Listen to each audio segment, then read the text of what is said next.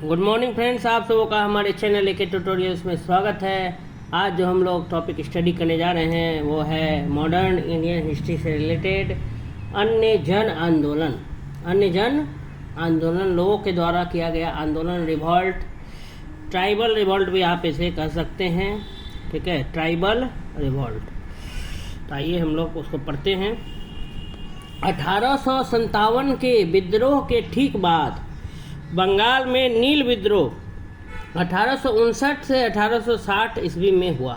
कह रहा है कि 1857 के विद्रोह के ठीक बाद बंगाल में नील विद्रोह 1859 से 1860 में हुआ। सन्यासी विद्रोह 1776 से 1800 ईस्वी में, संथाल विद्रोह 1855 से 1856 में तथा पावना उपद्रव 1873 से 1876 ईस्वी में हुआ। तो ये सब 1857 के विद्रोह के ठीक बाद ये सब विद्रोह हुआ। नील विद्रोह, सन्यासी विद्रोह, संथाल विद्रोह और पावना उपद्रव। नील विद्रोह की शुरुआत बंगाल के नदिया जिले के गोविंदपुर गांव से हुई। नील विद्रोह की अगर बात करें तो नील विद्रोह की जो स्टार्ट है, जो आरंभ है, कहाँ से शुरुआत हुआ? बंगाल के नदिया जिले, नदिया डिस्ट्रिक्ट से इसकी शुरुआत हुई। नदिया जिले के गोविंदपुर गांव से शुरुआत हुई। नील विद्रोह की शुरुआत बंगाल के नदिया जिले के गोविंदपुर गांव से हुई।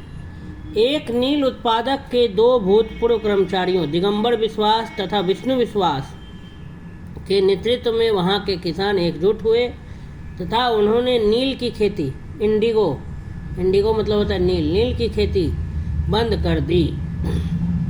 तो वही लिखा है कि एक नील उत्पादक के, इंडिगो प्लांटेशन के, नील इंडिगो प्रोड्यूसर्स के दो कर्मचारी थे पहले के, भूतपूर्व कर्मचारी।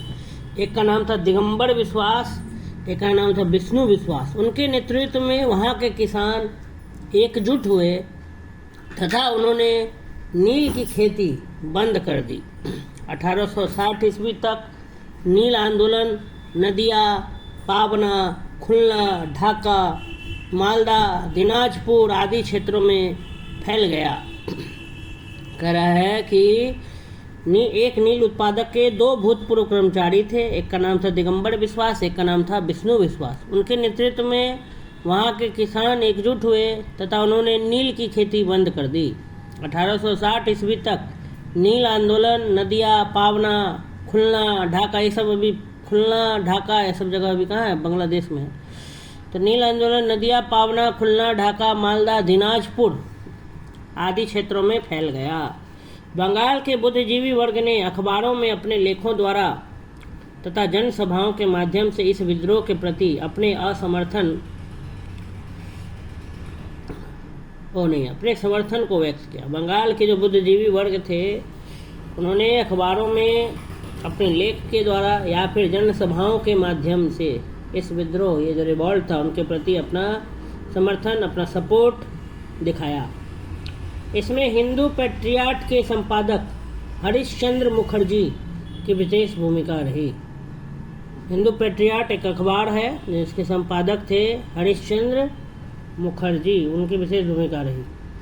नील बागान मालिकों के अत्याचारों का खुला चित्रण दीनबंधु मित्र ने अपने नाटक नील दर्पण में किया है। नील दर्पण नाटक जो है वो किसने लिखा है? दीनबंधु मित्र।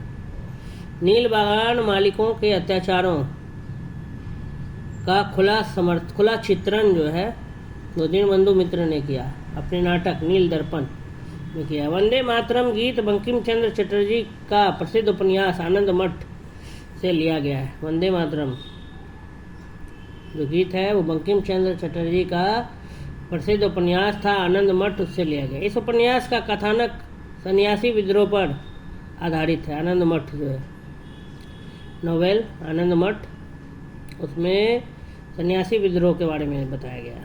1896 ईस्वी में कांग्रेस के कलकत्ता अधिवेशन में वंदे मातरम को पहली बार गाया गया था। 1896 ईस्वी में कांग्रेस के कलकत्ता अधिवेशन में वंदे मातरम को पहली बार गाया गया था अंग्रेजी प्रभुसत्ता को सबसे सुनियोजित तथा गंभीर चुनौती वहाबी आंदोलन से मिली, जो 19वीं शताब्दी के चौथे दशक से 7वें दशक तक चलता रहा। अंग्रेज सरकार जो था उसको सबसे सुनियोजित और गंभीर जो चैलेंज, जो चुनौती पेश किया गया वो वहाबी आंदोलन के द्वारा मिला, जो 19वीं शताब्दी के चौथे दशक से 7वें दशक तक चलता रहा। राय बरेली के सैयद अहमद बरेलवी भारत में इस आंदोलन के क्या थे? प्रवर्तक थे। राय बरेली उत्तर प्रदेश में है। राय बरेली के सैयद अहमद बरेलवी भारत में इस आंदोलन के प्रवर्तक थे। वह अरब के अब्दुल वहाब से प्रभावित हुए, परंतु अधिक प्रभाव दिल्ली के एक संत शाह वली उल्लाह का था। सैयद अहमद बरेलवी के प्रयत्नों से इस आंदोलन की विचारधारा शीघ्र ही काबुल, उत्तर पश्चिमी सीमा प्रांत, बंगाल, बिहार, मध्य प्रांत आदि में फैल गई। कुछ समय के लिए इन्होंने 1830 ईस्वी में पेशावर पर कब्जा कर लिया, अपने नाम के सिक्के ढलवाए, किंतु अगले ही वर्ष वह बालाकोट की लड़ाई में मारे गए। सैयद अहमद बरेलवी की मृत्यु के बाद पटना इस आंदोलन का क्या बना? केंद्र बना। इस अवधि में आंदोलन का नेतृत्व मौलवी कासिम, विलायत अली, इनायत अली, अहमदुल्लाह आदि ने किया। पटना के अतिरिक्त हैदराबाद, मद्रास, बंगाल, संयुक्त प्रांत तथा बम्बई में भी इस आंदोलन की शाखाएं स्थापित की गई। कूका आंदोलन वहाबी आंदोलन से बहुत कुछ मिलता जुलता था। दोनों धार्मिक आंदोलन के रूप में आरंभ हुए, किंतु बाद में ये राजनीतिक आंदोलन के रूप में परिवर्तित हो गए, बदल गए, जिसका सामान्य उद्देश्य अंग्रेजों को देश से क्या करना था? बाहर निकालना था। पश्चिमी पंजाब में कूका आंदोलन की शुरुआत 1840 के दशक में भगत जवाहर मल द्वारा की गई, जिन्हें मुख्यतः सियान साहब के नाम से पुकारा जाता था। इनका उद्देश्य सिख धर्म में प्रचलित बुराइयों और अंधविश्वासों को दूर कर इस धर्म को शुद्ध करना था। 1872 ईस्वी में इस आंदोलन के नेता राम सिंह को रंगून निर्वासित कर दिया गया, जहां इनकी 1885 ईस्वी में मृत्यु हो गई। पागलपंथ एक अर्ध धार्मिक संप्रदाय था, जिसे उत्तरी बंगाल के करम शाह ने चलाया था। करम शाह के पुत्र तथा उत्तराधिकारी टीटू धार्मिक तथा राजनीतिक उद्देश्यों से प्रेरित थे। उसने जमींदारों के द्वारा मुजारों, टेनेंट्स पर किए गए अत्याचारों के विरुद्ध आंदोलन किया। 1825 ईस्वी में टीटू ने शेरपुर पर अधिकार कर लिया तथा राजा बन बैठा। वह इतना शक्तिशाली हो गया कि स्वतंत्र सत्ता का प्रयोग करने लगा और प्रशासन को चलाने के लिए उसने एक न्यायाधीश, एक मजिस्ट्रेट और एक कलेक्टर नियुक्त किया। फराजी लोग बंगाल के फरीदपुर के हाजी शरीयतुल्लाह द्वारा चलाए गए संप्रदाय के अनुयायी थे। ये लोग अनेक धार्मिक, सामाजिक तथा राजनीतिक आमूल परिवर्तनों का प्रतिपादन करते थे। शरीयतुल्लाह के पुत्र दूदू मियाँ ने बंगाल से अंग्रेज को निकालने की योजना बनाई।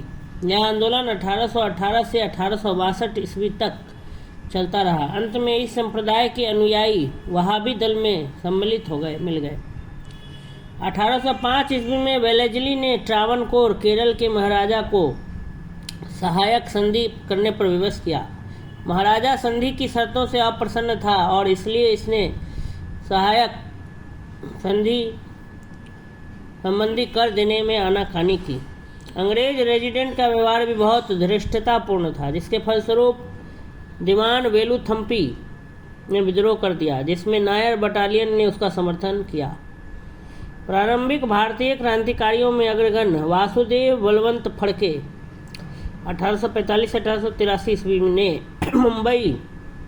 बम्बई प्रेसिडेंसी के रामोसी जनजाति के लोगों को संगठित करके उन्हें प्रशिक्षित लड़ाकू बल में परिवर्तित किया और रामोसी कृषक जत्था की स्थापना की थी।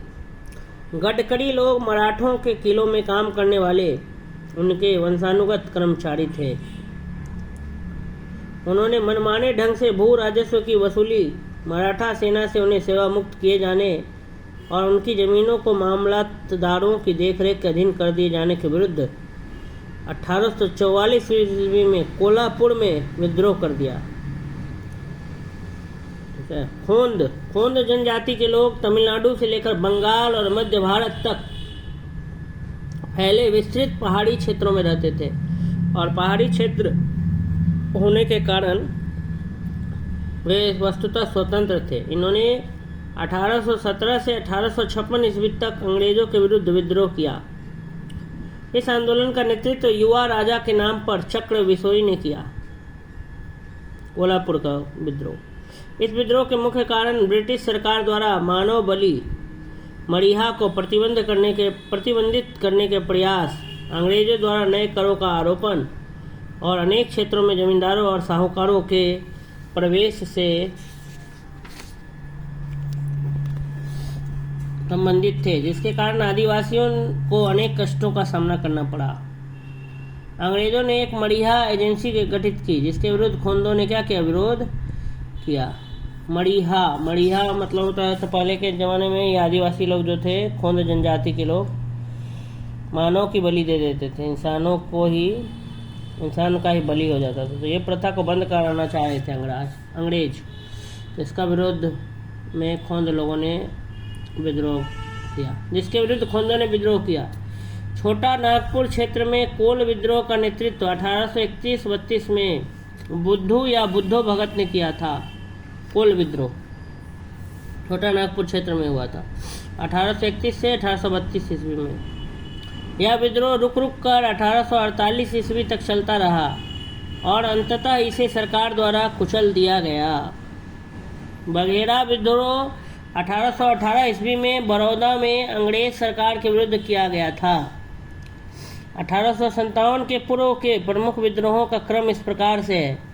सबसे पहले बंगाल का सिपाही विद्रोह 1764 ईस्वी, जिसमें हेक्टर मुनरो की एक बटालियन बक्सर की रणभूमि से मीर कासिम से जा मिली थी। दूसरा वेल्लोर का सिपाही विद्रोह 1806 ईस्वी।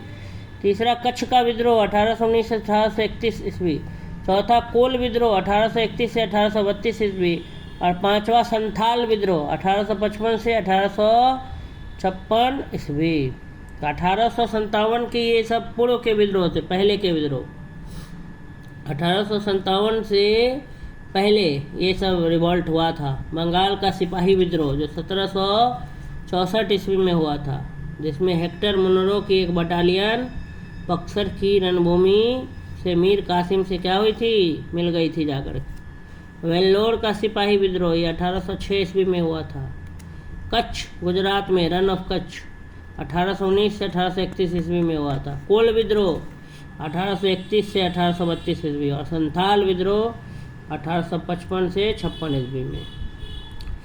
आइए उन सब विद्रोह के बारे में थोड़ा पढ़ ले। 1855-1856 ईस्वी का संथाल विद्रोह एक प्रसिद्ध आदिवासी विद्रोह था। संथाल विद्रोह, जिसमें मूलभूत आदिवासी आयोग और ब्रिटिश शासन के पूर्ण तिरस्कार जैसी भावनाएं देखने को मिलती है। ठीक है, 1855-56 ईस्वी का जो संथाल विद्रोह है वो एक प्रसिद्ध आदिवासी विद्रोह था, जिसमें मूलभूत आदिवासी आयोग बोलते हैं, आवेग, एकदम मतलब गुस्सा, और ब्रिटिश शासन के पूर्ण तिरस्कार, बहिष्कार जैसी भावनाएं देखने को मिलती है। भागलपुर से राजमहल के बीच का क्षेत्र, जो कि दामने कोह के नाम से जाना जाता है, में यह विद्रोह मूलतः आर्थिक कारणों से हुआ। साहूकारों तथा औपनिवेशिक प्रशासक दोनों ही उनका शोषण कर रहे थे। दिकुओं, बाहरी लोगों एवं व्यापारियों ने संथालों द्वारा लिए गए ऋणों पर 50 से लेकर 500% ब्याज वसूल किया।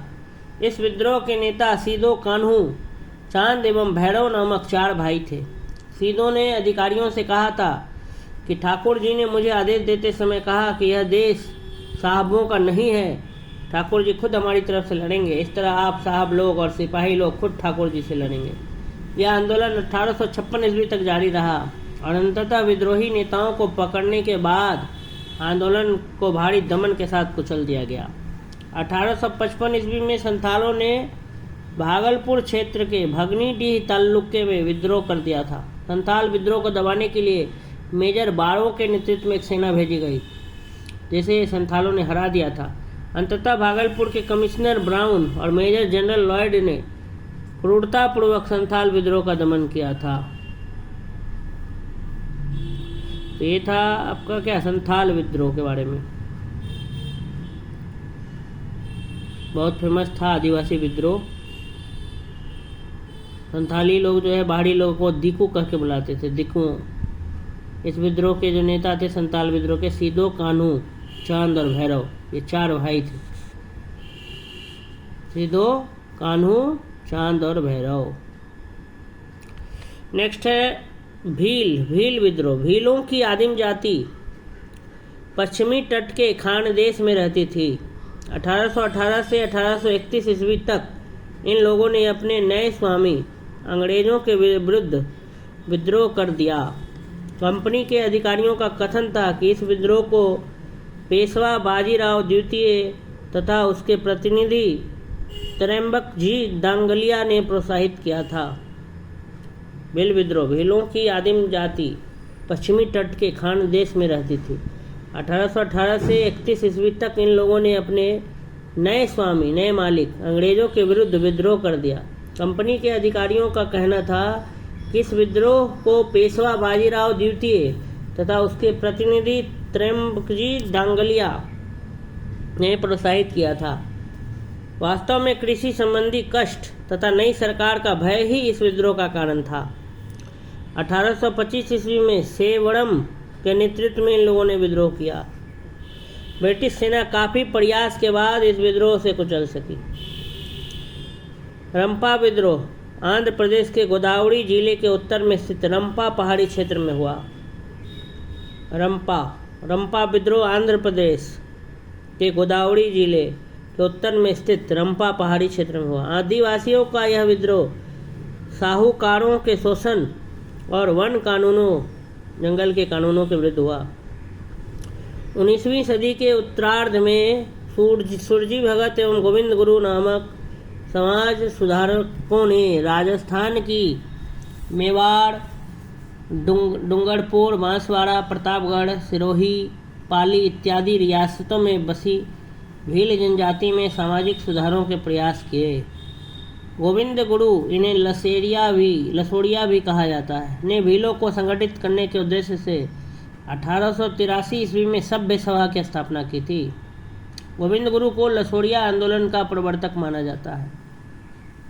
फिर है मुंडा आदिवासियों का विद्रोह। मुंडा, अर्जुन मुंडा, बिरसा मुंडा, सब नाम सुने होंगे आप लोग। मुंडा झारखंड में ज़्यादा ये ट्राइबल लोगों का।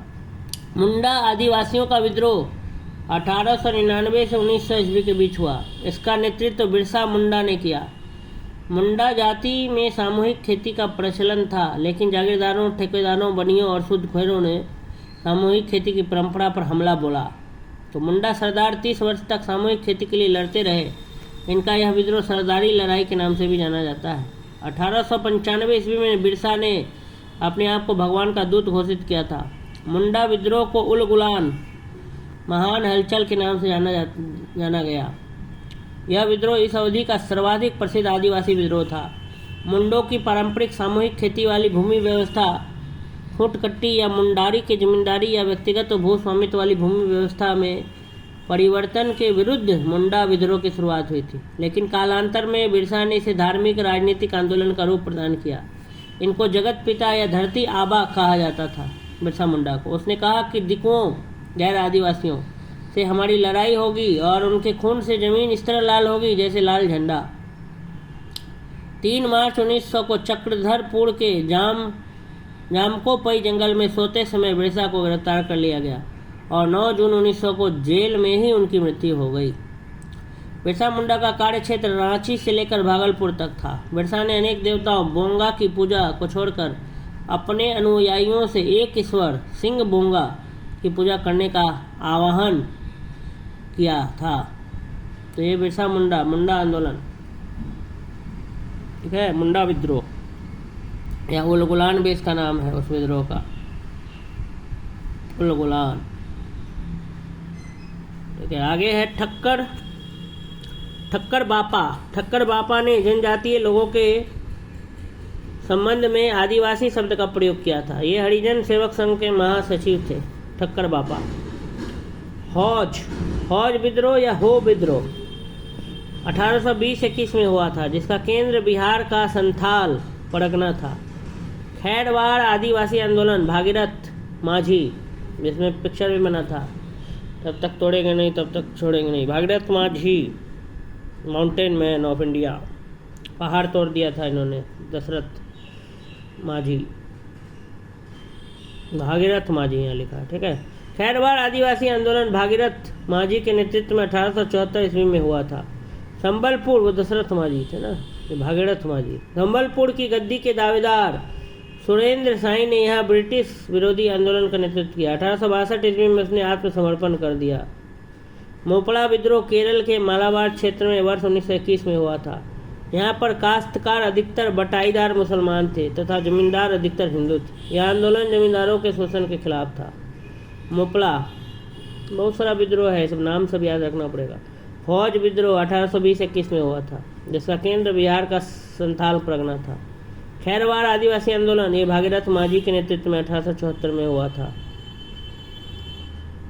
फिर संबलपुर की गद्दी के दावेदार सुरेंद्र साई ने भी ब्रिटिश विरोधी आंदोलन का नेतृत्व किया था। मोपड़ा विद्रोह केरल के मालाबार क्षेत्र में 1921 में हुआ था। अहोम विद्रोह 1828 ईस्वी में प्रारंभ हुआ था। इसके नेता गोमधर कुंवर थे। फिर ताना भगत आंदोलन का प्रारंभ उरांव आदिवासियों के मध्य वर्ष 1914 में छोटा नागपुर में हुआ था। ताना भगत आंदोलन का प्रारंभ उरांव आदिवासियों के बीच वर्ष 1914 में छोटा नागपुर में हुआ था। इस आंदोलन के नेतृत्वकर्ता जतरा भगत, बलराम भगत तथा देव मनिया भगत आदि थे।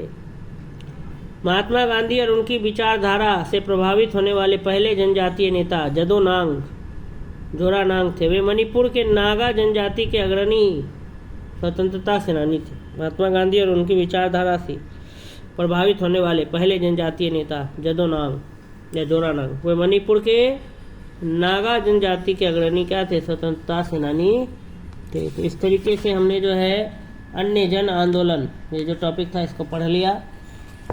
अगर आपको ये वीडियो अच्छा लगा हो तो चैनल को सब्सक्राइब कर लें, वीडियोज़ को लाइक करें, अधिक से अधिक लोगों तक शेयर करें। धन्यवाद।